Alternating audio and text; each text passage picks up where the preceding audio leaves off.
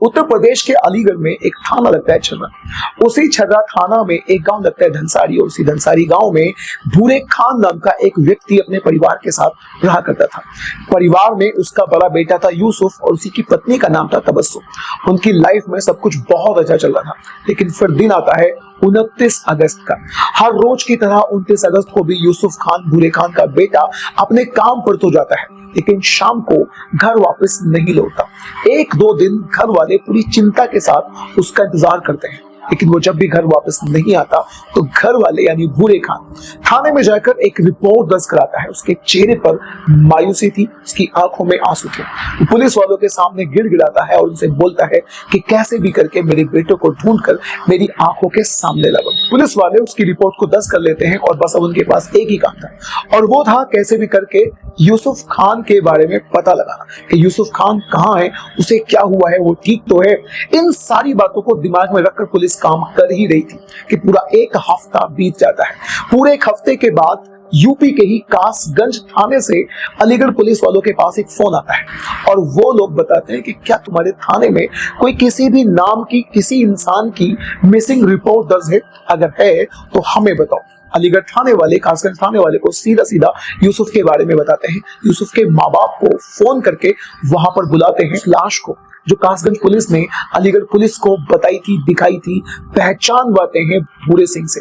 भूरे सिंह जैसे ही उस लाश के कपड़े देखता है तो उसकी आंखें फट जाती है, उसकी रूह कांप जाती है, क्योंकि उसके सामने कोई और नहीं बल्कि उसी का सगा बेटा था जिसका नाम था यूसुफ खान। यूसुफ खान के शरीर में कीड़े पड़े हुए थे, उसके चेहरे को पूरी तरह से जलाया हुआ था, और उसका जो पेट था वो पूरी तरह से कटा हुआ था।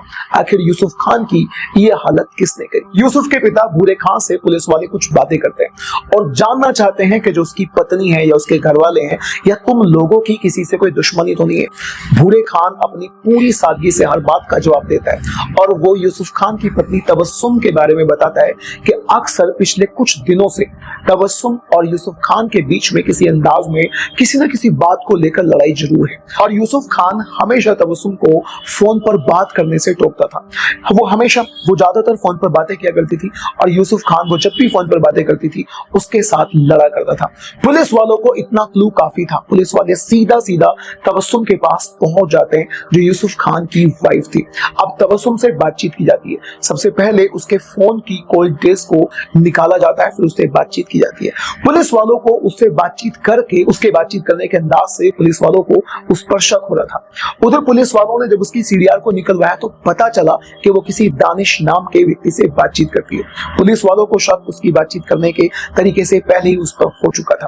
अब पुलिस वालों ने उससे सख्ती से पूछताछ करी और वो बहुत जल्दी टूट जाती है। वो कबूल लेती है कि हाँ, उसी दानिश के साथ मिलकर, जिससे वो बहुत ज्यादा बातें किया करती थी, उसके साथ मिलकर अपने हस्बैंड यूसुफ खान का मर्डर करा है।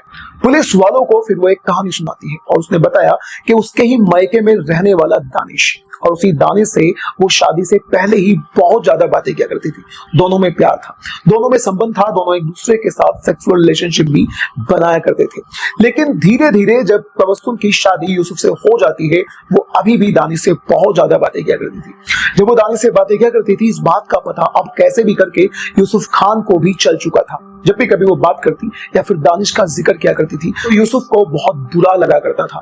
इसी बात को लेकर दोनों के बीच में झगड़ा होता था। यूसुफ अक्सर तबस्सुम से फोन को छीन लिया करता था और उसे फोन नहीं दिया करता था ताकि वो दानिश से बात ना कर सके। लेकिन बस यही बात दानिश और तबस्सुम को बहुत ज्यादा बुरी लग जाती है। फिर वो एक प्लान बनाते हैं, और अपने प्लान के हिसाब से उन्होंने डिसाइड कर लिया था कि कैसे भी करके यूसुफ को अपने रास्ते से हटाना है। इसी बात को दिमाग में रखते हुए दिन आता है 29 अगस्त 2025 का। 29 अगस्त की सुबह सुबह जब वो काम पर जाता है, दानिश उसे रास्ते में ही रोक लेता है, उसे पटाता है, उसको शराब पिलाता है और फिर फोन कर देता है तबस्सुम को। अब तबस्सुम और दानिश मिलकर उसे कासगंज लेकर जाते हैं। वहां ले जाकर उस पर हमला कर देते हैं, उसे बहुत ज्यादा मारते हैं। उसको इस कदर मारा जाता है कि उसके पेट को इन लोगों ने चाकू से पूरी तरह से फाड़ दिया था, या फिर यूं कह लीजिए कि तबस्सुम ने दानिश के साथ मिलकर उसके पेट को पूरी तरह से फाड़ दिया था। उसके शरीर का कोई भी ऐसा पार्ट नहीं था जिस पर किसी चीज से, डंडे से या फिर चाकू से वार ना किया गया हो। उसकी यह हालत करने के बाद, उसे मारने के बाद उसके चेहरे को तेजाब से पूरी तरह से जला दिया जाता है। ताकि उसकी लाश की किसी भी अंदाज में पहचान ना हो सके। और कासगंज में ही लगने वाली एक जगह ढोलना, उसी के पास में एक भट्टा था, वहां पर उसकी लाश को फेंक कर ये लोग चले जाते हैं। पूरा एक हफ्ता हो जाता है। कासगंज में ढोलना और उसी ढोलना के पास जो भट्टा था, वहीं पर यूसुफ की लाश पड़ी हुई थी। उसकी लाश वहां पर पड़ी रहती है। 2-3 दिन 4 दिन निकल जाते हैं, लाश में कीड़े पड़ जाते हैं, लाश में से पूरी तरह से बदबू आने लगती है। और भट्टे पर काम करने वाले कुछ लोग फिर कासगंज की पुलिस को फोन करके इस पूरी कंडीशन के बारे में बताते हैं। दोनों थानों की पुलिस आपस में बातचीत करती है और इस तरह से यूसुफ के मर्डर का, या फिर यूं कह लीजिए कि खतरनाक तरीके से किए गए मर्डर का पर्दाफाश होता है। यूसुफ के बारे में, तबस्सुम के बारे में, या फिर दानिश के बारे में जो तबस्सुम का आशिक था, आप लोग क्या कहना चाहते हैं? अपनी राय कमेंट बॉक्स में जरूर दीजिए।